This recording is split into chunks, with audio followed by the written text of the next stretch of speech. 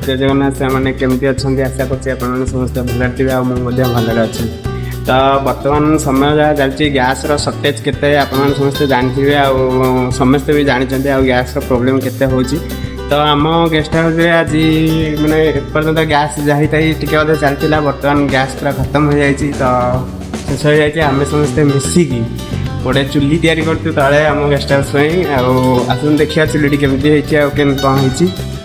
तो मुझे गोपाल भाई समस्ते दी जन आम बनईचु चुली केमती होती कमेंट मध्यम निश्चिंत जनइबे। काठ स्टॉक कराई एतिक काठ हूँ जमा 1600 टकर काठ एतिक देते। बाहर जगह गाँव में होते बहुत काठ होता कि ये बाहर एरिया ना से बहुत रेट।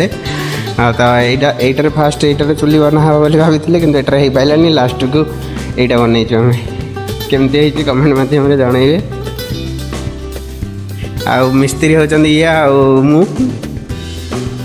कौन आउ गोपाल भाई कौन कौच चुली विषय एपर्तंत आम खाइनु चुली देखिए ग्राउंड फ्लोर रे तले रोषेस हम खियापिया हम आउपर तो हो पारनि मैंने ये आम रोषे होता यहाँ हूँ आम किचेन देखिपे ये गैस गैस भी अच्छी गैस शेष हो जाए गैस खाली यहाँ अल्प टिक अच्छी से यहाँ सरीगले सरला आउ गैस ना आम पाखे आउ मिलूनी भी आउे सरीगले सरला